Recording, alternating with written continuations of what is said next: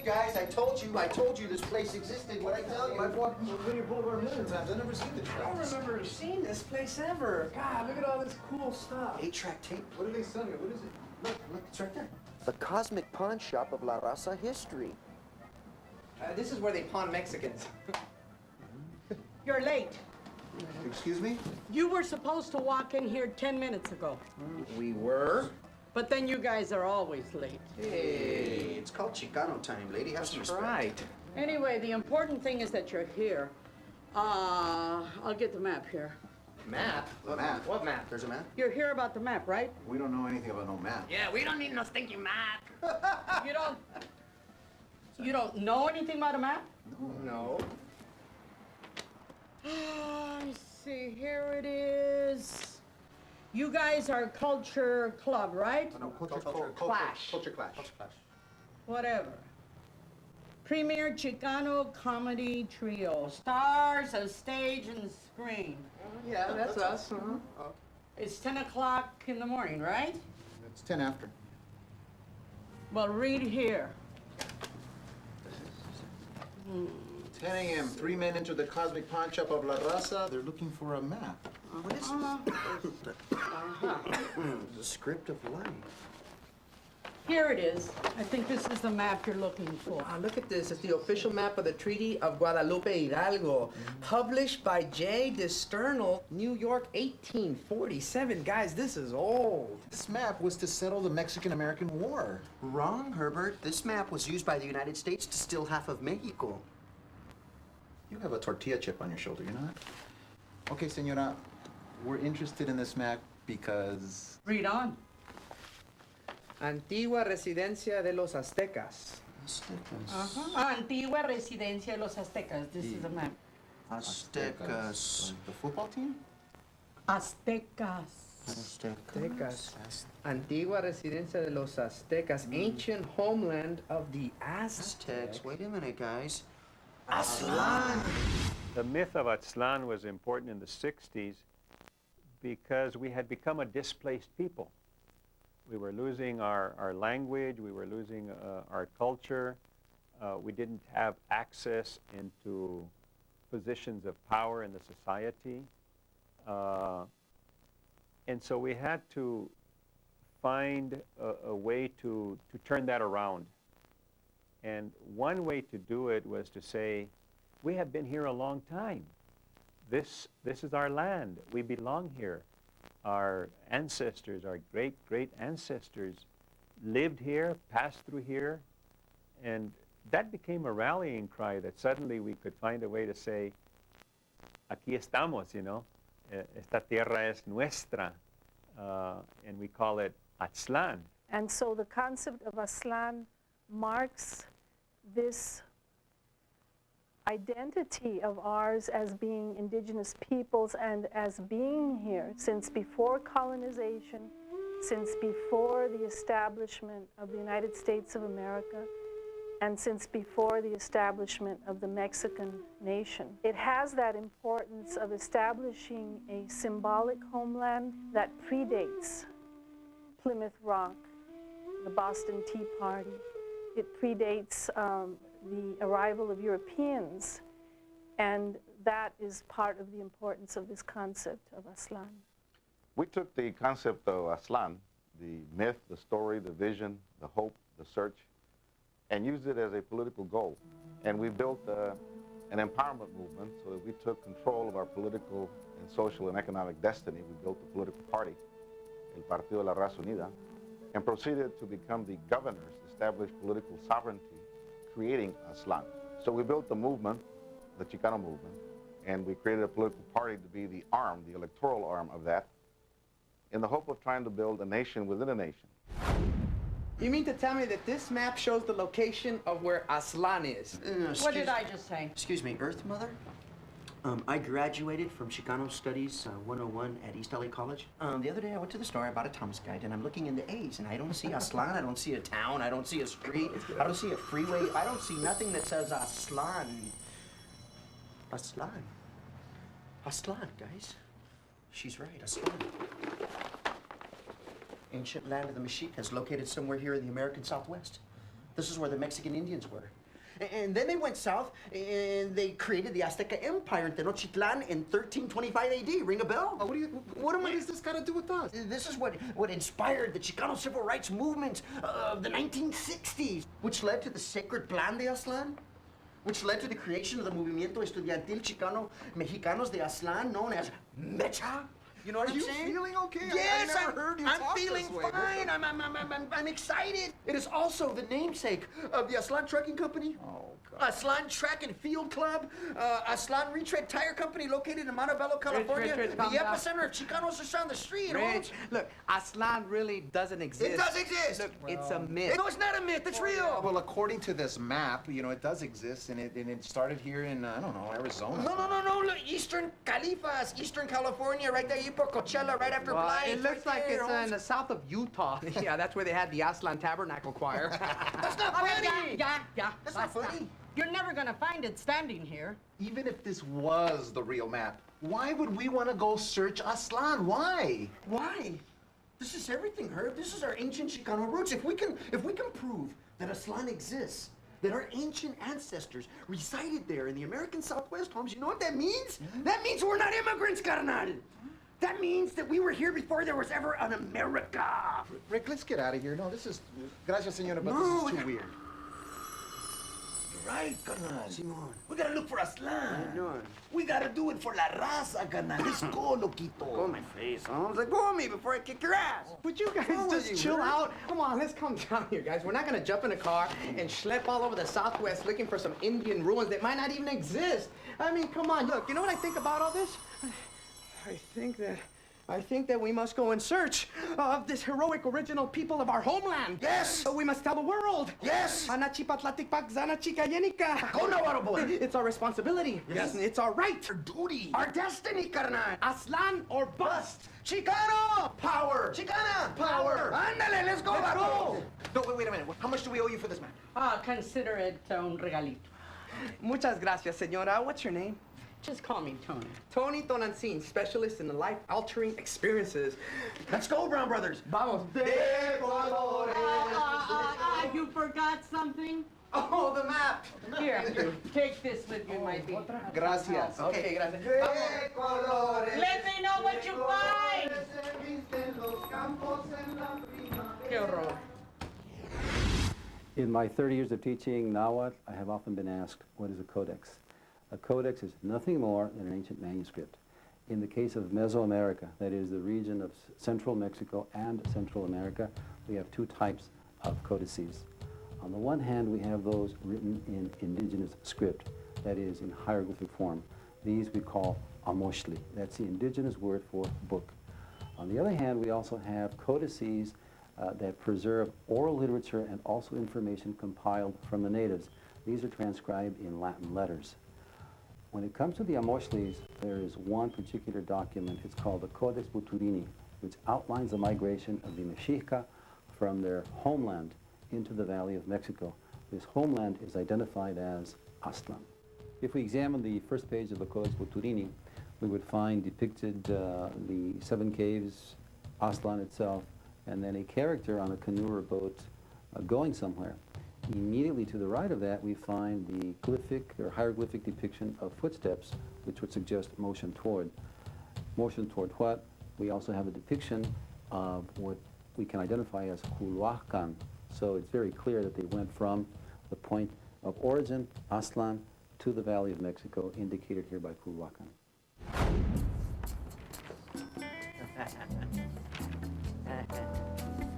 Let's go, buddy. Here we go, guys. Let's go. Woo-hoo! Aztlán, baby. Yeah.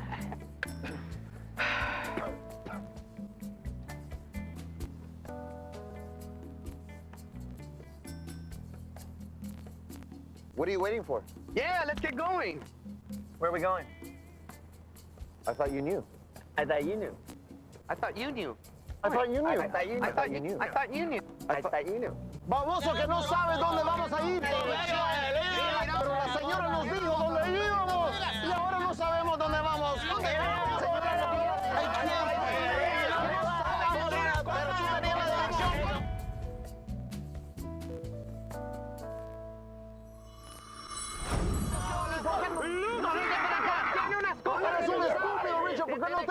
Atención! Wait, hold on. No. Oh, what's that?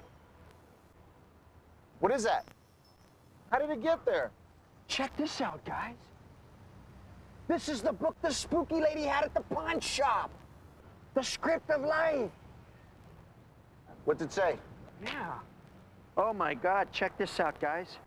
The next morning, that's today, the 3 culture clash vatos get into a splendid black and white 52 convertible Chevy. It says that. It's a lowrider, Hans. Oh, man. We're headed for California's Salton Sea. The Salton Sea. Where is that? Well, it's not in this map. I'll try this one, right? Oh, the Salton Sea. It's right by Coachella. That's by Indio. Remember Chino from Indio? No, but I remember Indio from Chino. Guys, what are we waiting for? Come on. Yeah, let's go. Follow the yellow brick road. Let's go, vatos.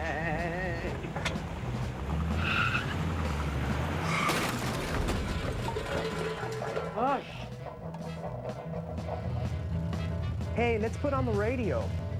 Hey, welcome to the Sancho Show, broadcasting over the airwaves of Aztlán. We're sending out a big abrazo to our camaradas from culture class. You know what those vatos are doing? They're out there driving through the southwest in search of Aztlán. Heck, I didn't even know the place was missing. I'll kid aside.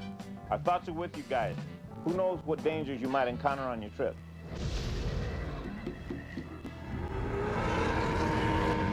You know, we all ought to be out there with culture clash, searching for Aztlán. Remember, that's not what Aztlán can do for you, but what you can do for Aztlán. Are you sure you know where we're going? I think we're lost. No. According to this map, it should be close by. What does it look like? I mean, what does Aztlán mean anyway? The word Aztlán literally means place of wings. The suffix tlan, T-L-A-N, means land of. Az means wings. The word Chicomostoc can be best translated as place of the 7 caves. Chicom means 7, Osto means cave, and the C at the end means place of.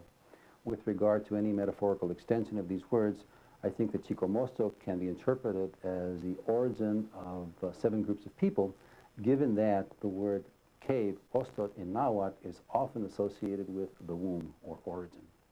In the European and the Judeo-Christian traditions, we are placed on this earth by deities. In many Native American traditions, and particularly in the Southwest that I know best, I guess, people come up out of the earth. They come up out of a lake or out of a cave or out of a spring. They come up from the earth. Chicomostoc, the hill of the 7 caves, it's my understanding that this is a grander version of coming up out of the earth, of being born, peoples being born, tribes being born up out of the earth. Aztlán, meaning land of wings, would suggest that there were many birds there. Aztlán can also be taken as a deformation of the word Aztatlan, which means land of storks or herons. That would reinforce the idea of a place with many birds. Based on a linguistic analysis of the term Aztlán, if I were to be asked, where could we find it, I would respond, first, it would have to be an island. Second, an island with many birds. Third, given the Chicomostoc reference, an island probably with 7 caves.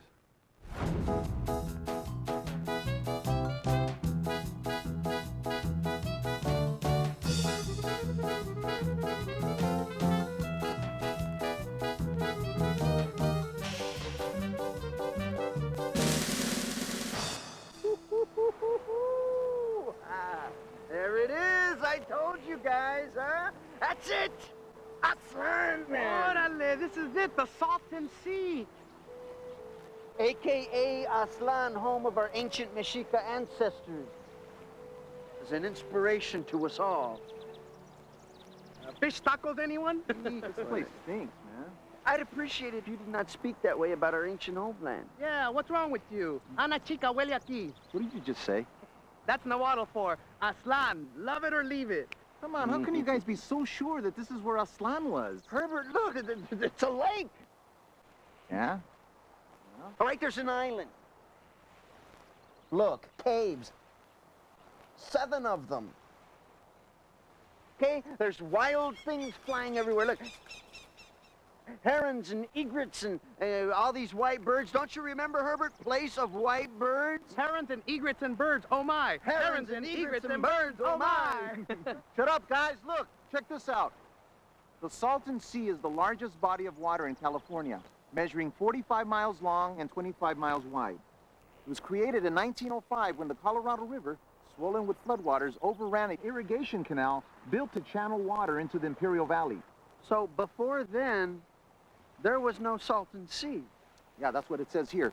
When the Spanish explorer Juan de Anza led his expedition into the Coachella Valley in 1775, he made no mention of a lake. Forget it. It was too good to be true. Yeah. Guys, I'm tired. It's hot. You know, there's no place like Aztlán. There's no place like Aztlán. Now, let's get out of here. No. Hey, wait on, guys. Your 40 ounces can wait. Check this out. Although the Salton Sea is today only about 90 years old, the Colorado River had periodically flowed into the basin and then back along its natural route to the Gulf of California for centuries. At one time, this created a large and freshwater lake about 100 miles long and 50 miles wide.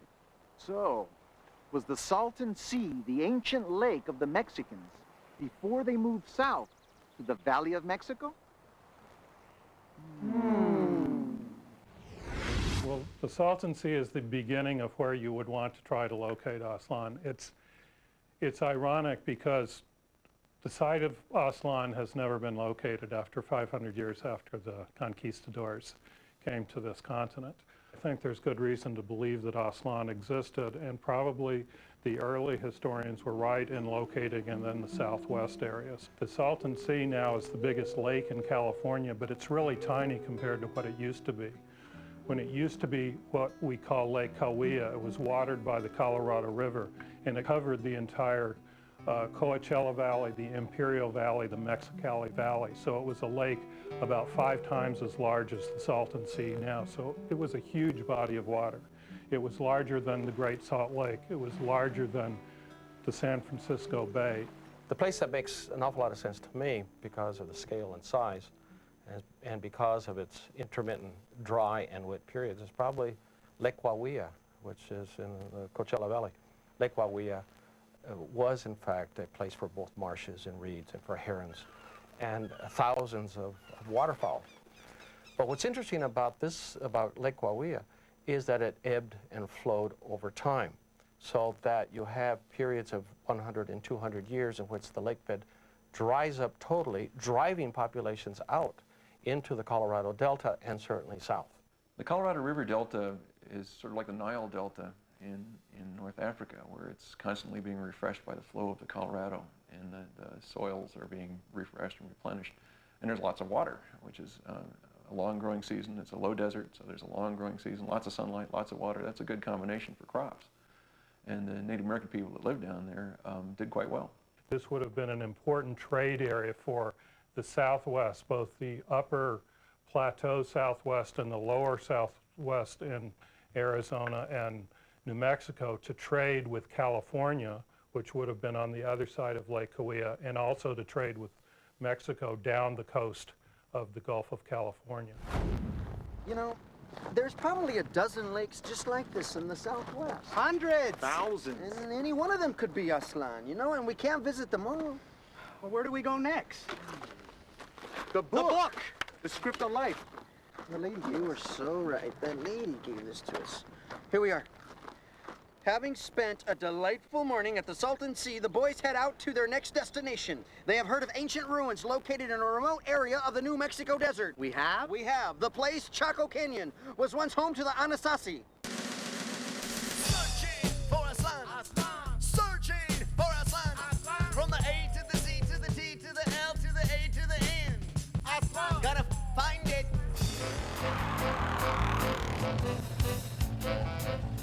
And that was the pride of El Este de Los Angeles, Tierra, with a special oldie for all the ooh-la-las out there. No me rasques porque no soy perro y no tengo pulgas.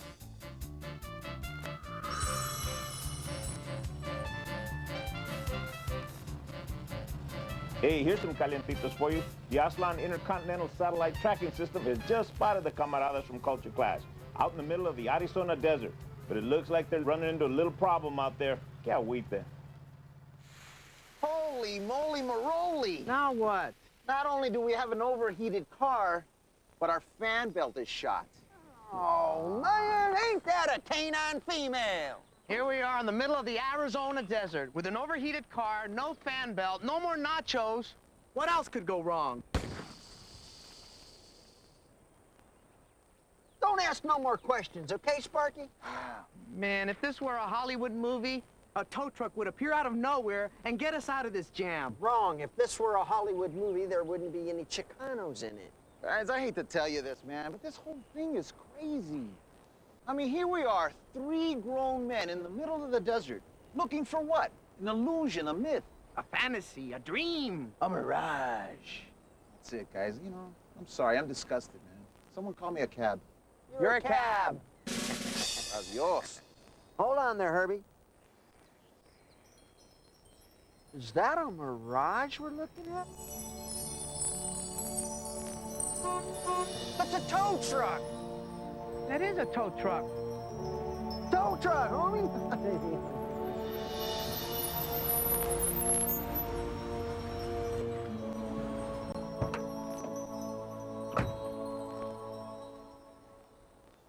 Broken down, huh? No, we're just here sunbathing. Boy, we're lucky you came along, sir. Got some trouble here.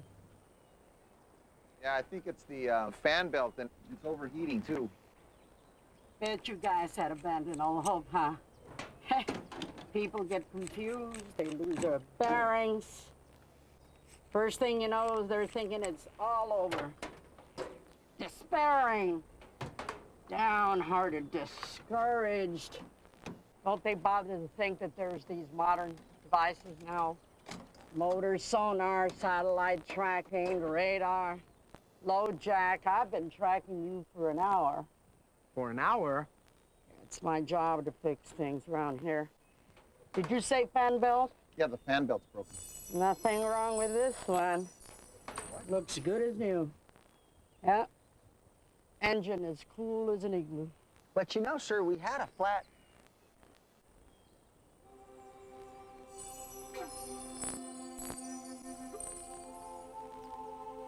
Yeah? We had a flat tire. Well, I can't charge you. Hell, there's nothing wrong with the car. Didn't do anything either. Oh.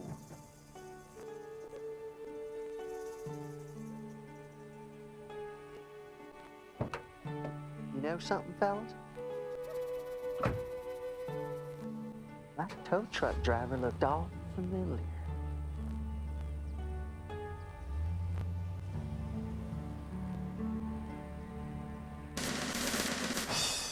You know, when I was growing up, I was looking at television all the time, and it never reflected me.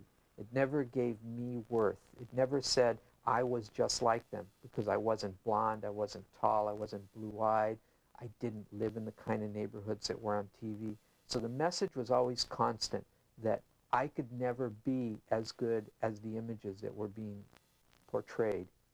And then one day somebody said there's this place that we came from, and it's Aztlán, and it was a place where our ancestors came from, and they defined who we are. And that changed my whole life. It basically said, oh, I do have purpose, and I do have a place I come from. And these people were very smart, and they were brilliant. Medicine was a very important part of all the Mesoamerican cultures and all the South American cultures, and even some of the early North American native cultures. In Mesoamerica, or in the Americas, we found at the point of conquest, when the Spanish finally made their conquest in the 1500s, they found a civilization that had a highly sophisticated pharmacopoeia. They had tremendous amount of medications that weren't even in existence anywhere in Europe. Europe at this time was in the Dark Ages, and they came to a place that really had running water, that had sanitation, that had a proper disposal for filth. They believed in bathing and sweat baths. Aztlán Track Club is an important component of the philosophy for health, and we felt that it was more of a positive role model in sport to focus on track and field long distance running, which we had excelled forever, and which is actually part of our Native American tradition. Many of our native peoples that we are descendants of had tremendous had a philosophy that incorporated running as part of life. We use running almost as a metaphor. Running is hard. Sometimes we don't want to do it, but we know that if we do it, we get a reward. And we feel that that's exactly what happens when you're trying to achieve academically or in business or in politics. If we can create people who have a belief that they are as important or that they are as vital to the whole world as anybody else, and a sense of self-respect. If they self-respect themselves, then they're going to worry about what they eat, they're going to worry about how they exercise, they're going to worry about stimulating their mind, they're going to take care of themselves, they're not going to hurt other people. So our problem with poverty is the lack of self-respect that seems to be a product of poverty. We need to turn that around.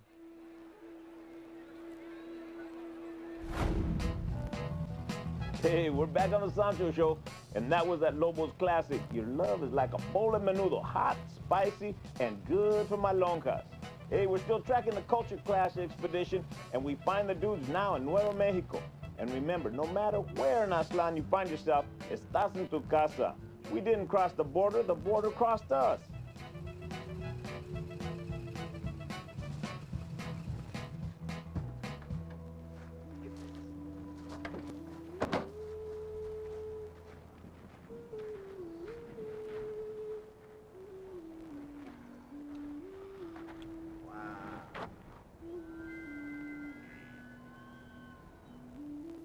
Well, there it is, Chaco Canyon.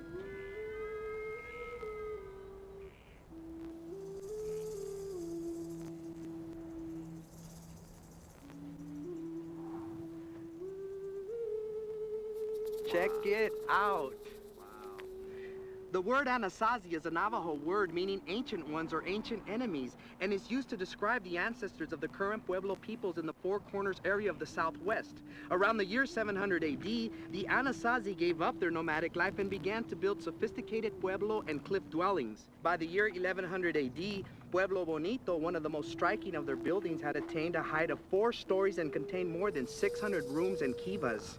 Archaeologists are at a loss to explain why the Anasazi suddenly disappeared around the year 1150, leaving behind complex structures that attest to an advanced civilization. Oh, 1150, huh? Now, wasn't that the time that supposedly the Mexicans left Aztlán to go south to found Tenochtitlan? That's right. And maybe the Anasazi were really the Mexicas. Yeah. Could Chaco Canyon have been Aztlán? First villages at Chaco Canyon show up about 500 AD, and the people that built those villages are folks that archaeologists call Anasazi, which is a word we borrowed, the archaeologists borrowed from the Navajo people, Navajo Native American people.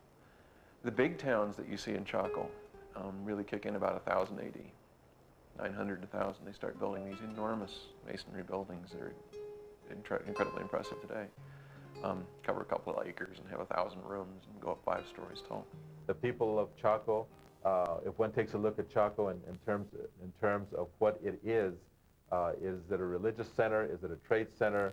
Is it a place where people came together either to live or to celebrate some type of religious belief? Is still unknown. The people of Chaco are a mystery in many ways. Ideas about what Chaco was in the 11th century and 12th century are varied. It's a ceremonial center, it's a political center, it's an economic center, it's certainly a place of learning where people are doing a lot of astronomy. I think it was all of the above. I think it was all those kinds of functions and maybe different people doing different things, or a class of priests, elders doing those sorts of things. People have suggested that Chaco might be Aztlán, and for archaeologists and I believe for Pueblo people that seems unlikely because Chaco and the other ancient places around it, Mesa Verde and places like that, are pretty clearly ancestral to the modern Pueblo people who are there in New Mexico, there in Arizona. Well, you know, the notion that Chaco Canyon could be an origin for one of the clans that moved from north to south, that is one of the versions of the Mexica, is a real speculation. It's highly likely that, in fact, if clans did move from Chaco south, they probably settled in around the Pueblo area of New Mexico, rather than going all the way south.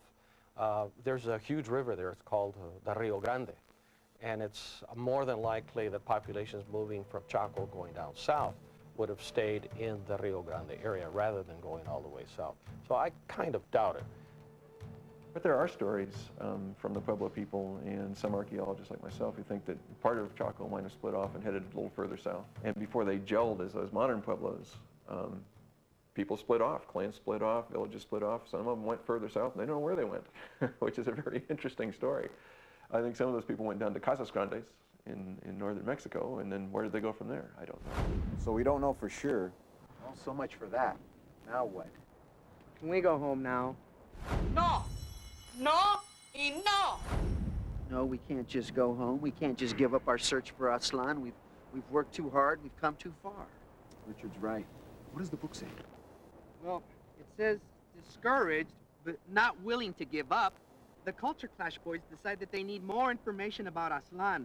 Herb scratches his head, Richard coughs, and they recall that the kind lady at the pawn shop had given them more than one map. That's right. I should have thought of this. And then Richard goes to the back of the card and enthusiastically discovers Un chingo de maps!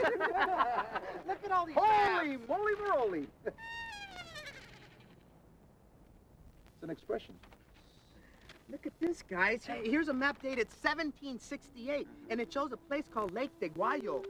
De los contornos de esta laguna dicen hacer salidos los indios mexicanos a fundar su imperio. From the borders of this lake, the Mexican Indians went forth to found their empire. So the real Aztlán might be Lake de Guayo. Wait a minute, guys.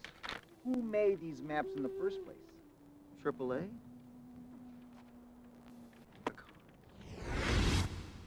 Teguayo and Aztlan are examples, incredibly important examples of origin histories that are told by many people, many peoples in the New World, in Mexico and the Southwest, of coming up out of the earth, coming up out of caves, out of springs, and often associated with water because water in springs comes up out of the earth.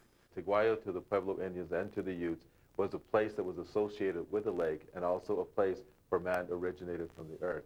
The Aztec legend of Aztlán and Teguayo and their linkage is probably linked to that portion of beliefs as to how man first originated. It is a Genesis story. And so the linkage tends to be perpetuated in the oral tradition of Native Americans, as well as what the Europeans, that is the Spanish settlers of the area, were hearing from the natives. And so it became part of their lore as well. So these maps, guys, they could show us where the real Aztlán is. By my reckoning, it should be somewhere in Arizona. What's in Arizona? Hohokam. Salud. Gesundheit. Hohokam? What's Hohokam? What's that? Yeah, just gonna have to show you. Oh, show us, oh wise one. Rock and roll, baby. Let's watch Tootsie.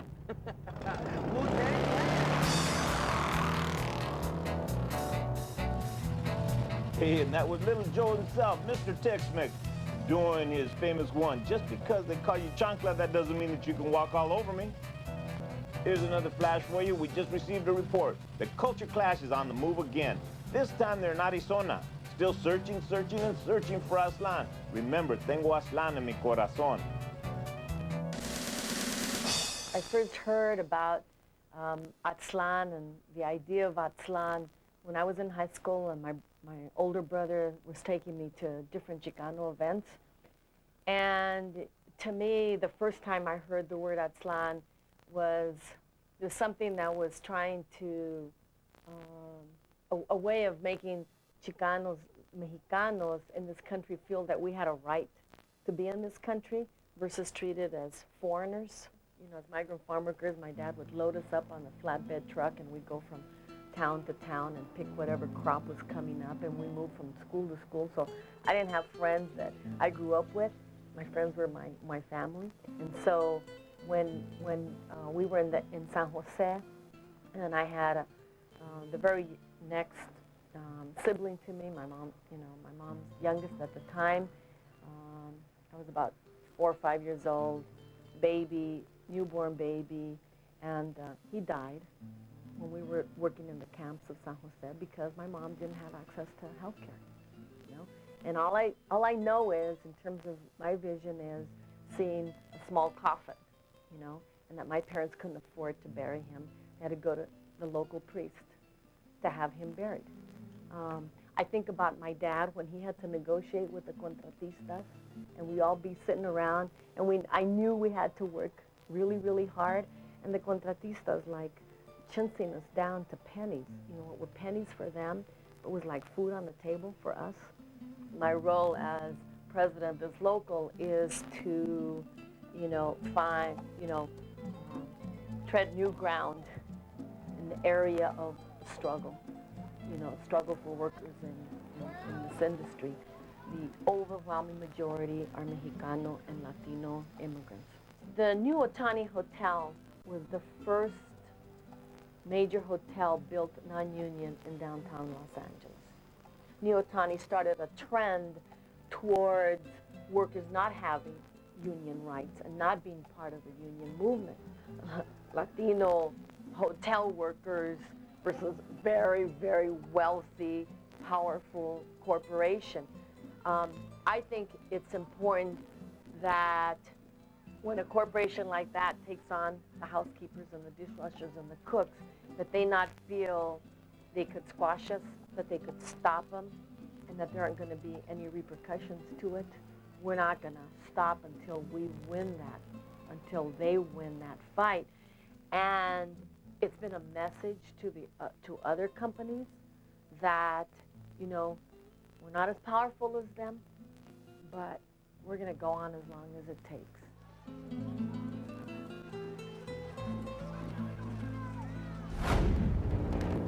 Wait a minute, stop. Stop the car, man. Stop the car. Wait, what's wrong, Herb? Oh, man, you gotta go again. I told you should have gone to the last gas station. No, look. We've been going about this the wrong way. We want to find Aztlán, right? Right. So all along, the script of life has been helping us out, right? Right. We read about it and it tells us what's going to happen. So the script of life knows everything, right? Right. It knows whether we're going to find Aztlán or not. And it's going to tell us where to find it. Right. So why don't we just turn to the back of the book? Yes. Hey, it's blank. Turn to the last page where there's writing. Oh, right there. Yeah.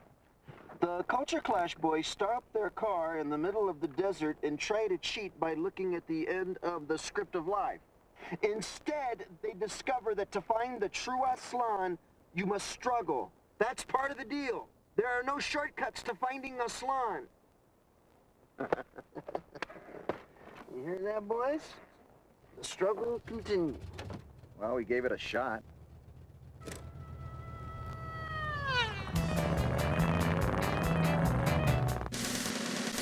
Aztlán is the spiritual homeland of our indigenous Chicano Mexicano people.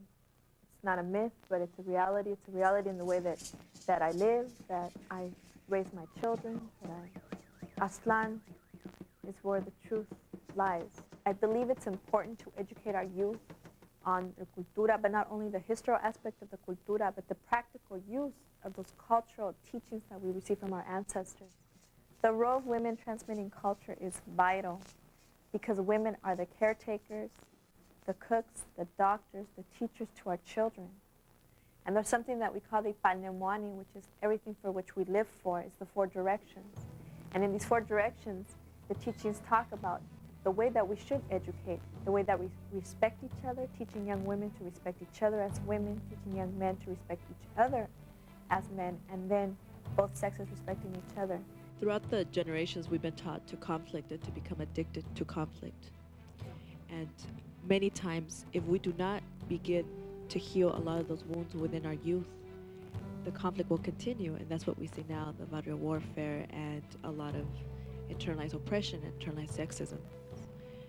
For our children to be healthy is for them to have a strong identity, to know who they are, to know their place in this world, in this universe, and to understand the responsibility that they have not only to themselves, but to their community.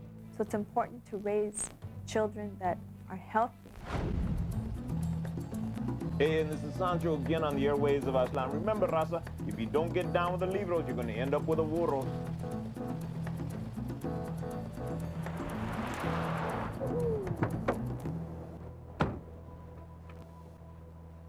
There it is, boys. Casa Grande, Arizona, just like I pictured it. And the book says? Oh, the book. The Culture Clash boys arrive at Casa Grande Ruins, Arizona, huh? And they discover elaborate ruins of the Hohokam people. The Ho-Ho-Who? The Hohokam. How come? Hohokam. And the Hohokam were? Well, the Hohokam people settled along the Gila and Salt rivers of Arizona as early as 700 AD. By the year 1100 AD, they had thriving communities whose linkage to civilizations of the Valley of Mexico is attested to by the presence of ball courts similar to those found throughout Mexico and Central America. So, we're on the right track. Apparently, Casa Grandes was named by Spanish explorers who thought that these structures were the northernmost great houses of the Aztec Emperor Moctezuma. So, there is a link to the Aztec Empire. The Hohokam people of southern Arizona, who lived under where Phoenix is today, in Tempe and that whole huge metropolitan area, were one of the most remarkable people in the Southwest, and at the same time as Chaco, 11th century, 12th century. Built enormous canal systems that were bigger than anything in Mexico, and had a civilization, remarkably brilliant civilization that ends about 1300, 1400, somewhere in there. They built a building we call Casa Grande, big house, near Coolidge, Arizona now. That's a national park, which is a 4-story massive adobe wall tower that dominates the landscape around. It's quite a construction. Casa Grande near Coolidge in southern Arizona often gets confused with Casas Grandes in Chihuahua, which is 60 miles south of the border, sort of southwest of El Paso, which is also massive adobe, 4 or 5 stories tall, but enormously larger. And the big houses are enormously larger than the big house. And Casas Grandes, another name for that is Paquime. Paquime was a city, and it was a very cosmopolitan city. It was the greatest city in the Southwest in the 14th and 15th centuries. It certainly looks like the people that built Casa Grande in Arizona were different than the people that built Casas Grandes in Chihuahua, although they certainly knew about each other. They're like two ends of a major axis across the southern Southwest, where you have Casa Grande or Casas Grandes Paquime at the other end. A lot of trade going back and forth, but everything else looks different. Casa Grande and the Hohokam people of southern Arizona are another candidate for Aztlán. Most archaeologists, and I think most of the native people in that area, the Tohono O'odham people, the Piman people, look at the Hohokam as their ancestors. The idea that Casa Grande would be the place for the origin of the Mexica is not very probable because of the ecology of the region. Again, the heron in Reed seems to me to be the utmost important glyph in all of this, that you have to have a very large lake, especially a freshwater lake, and that kind of ecology just didn't exist in that particular area. Where's the lake? Yeah. Where's the herons? Yeah. Where's the 7 caves? Where's the King Taco? Hello? It doesn't look like Aztlán to me. No, that's it, guys. I'm out of here. Forget it, I'm done too. Kaput, finito, ya stufas. Terminator 3. There's no Aztlán, Richard. Hold on. I agree with Rick. Hold on, just go home now. Hold on, we're on a wild Aztlán goose chase. Yeah, forget it, Let's guys. just go home. Come on, stay. Let's just go home. Right here. This is it, Herbie. Hey, Herbie. Herb, come on, this is it, Herbie. You're gonna be okay. I do believe in Aztlán. I still believe in Aztlán! On April 14th of 1999 was the first occupation of Barrows Hall, where Ethnic Studies Department is housed. And that started the movement to enhance and save ethnic studies at UC Berkeley. And that movement, that first occupation that led to 60 arrests, would later on lead to the hunger strike in May. And in the course of the occupation and the hunger strike, there was daily actions to bring attention to the major cutbacks in ethnic studies. Some of us were prepared to just, risk everything, our education, our bodies, in order to take this to the fullest. And Mecha, el movimiento estudiantil Chicano de Aztlán, the UC Berkeley was very key and instrumental in organizing that movement. For the hunger strike, 3 of the hunger strikers were Mechistas. Recognizing what Aztlán is strengthened our motivation to organize, and to organize at a level such as a hunger strike.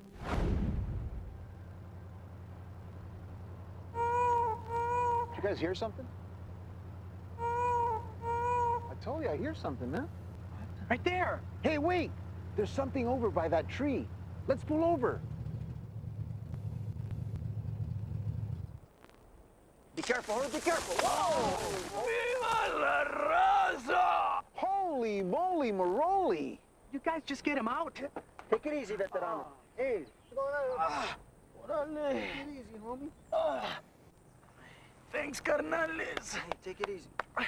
I've been trapped under that tree for I don't know how long. Hey, who are you, carnal? My name is Raza. Juanito Raza ese. Hey, what happened to you? Well, I was on my way to the August the 29th Chicano Moratorium March. Yeah? When it started to rain, I see. And so I saw this tree and I took shelter. And then kaboom! A lightning bolt fell. And the tree fell right on me, I see. Hey, did you say you're going to the Chicano moratorium? That's right, I see. The one in East LA?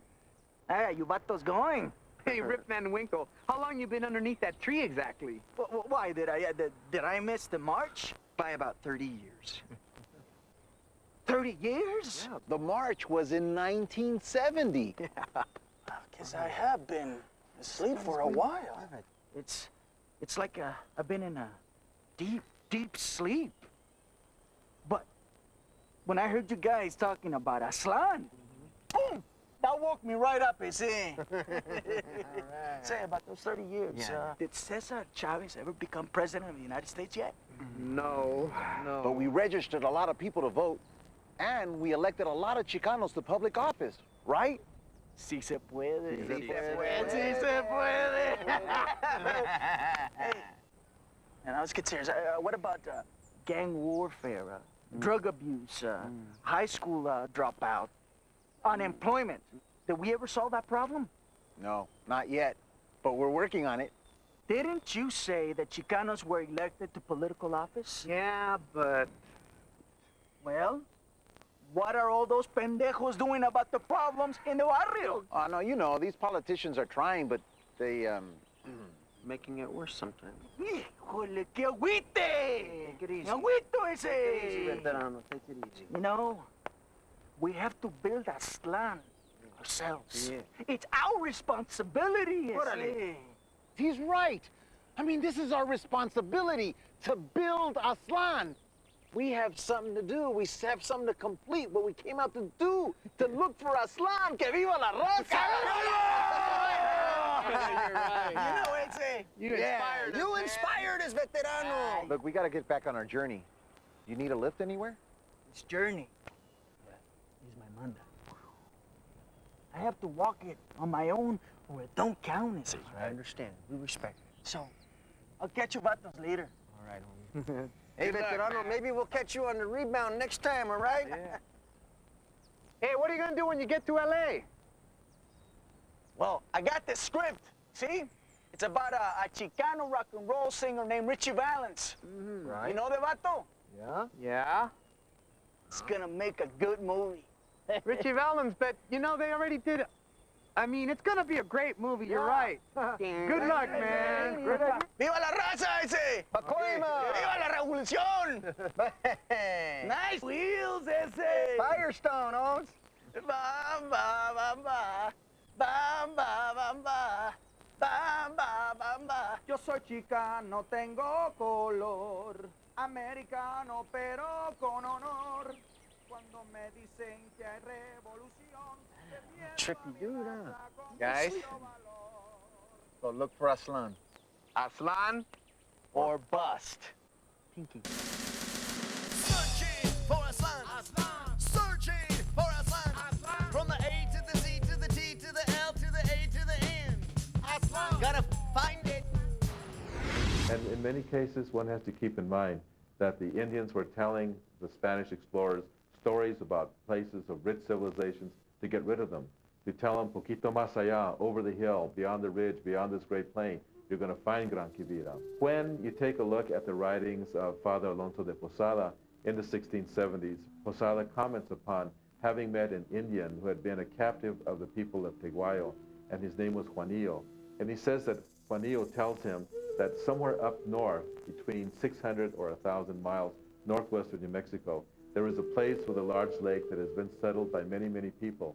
And what Posada learned about this lake was that it would take 6 to 8 days to walk around it. It was so huge.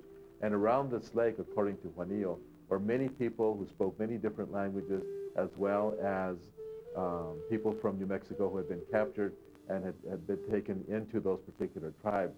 The best candidate for a large lake with an island is going to be the Great Salt Lake.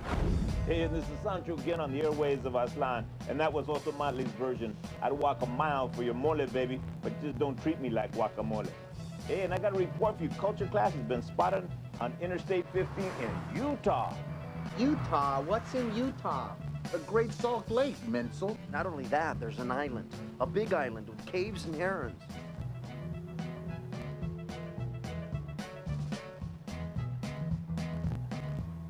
This is it, guys.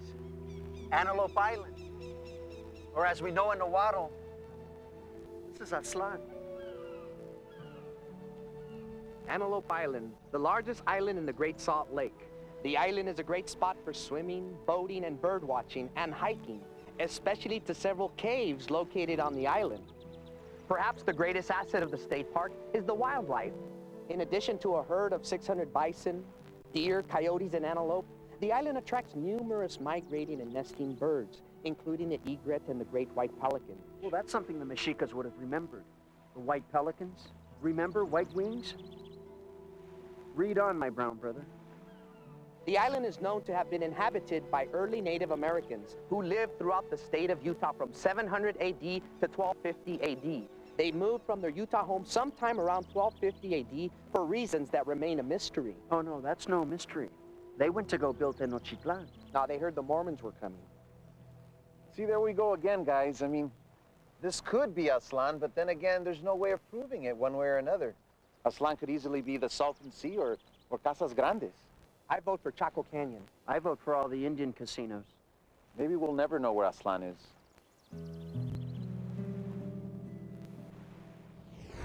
The beauty of a myth or a legend, a story, is that it is always communal.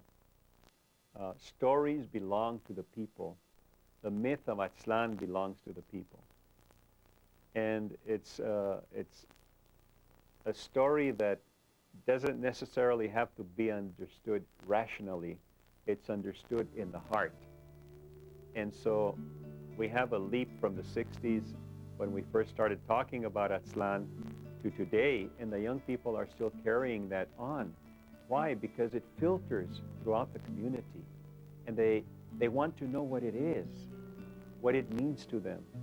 And so to me, it's still very much alive. The idea of Aztlán and how it can empower you, make you creative, make you fulfill your potential is very much alive.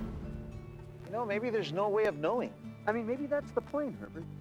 Think about it. What does it really matter if this lake is Aztlán or the Salton Sea or this cave or that cave or this mountain or this mountain, you know? What really matters is what Aztlán means to each of us. I mean, really, what does it mean here? What does it mean here? The important thing really is, what does it mean to our people? Richard, my boy, I think you got something there, buddy. Maybe Aztlán isn't a geographic place. Maybe Aztlán is a frame of mind. A spirit, a dream, the future. Boys, it's time to go home now. We are home. You know, guys,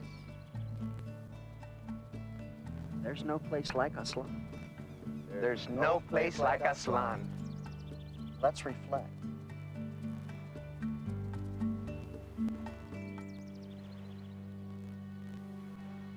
Aztlán!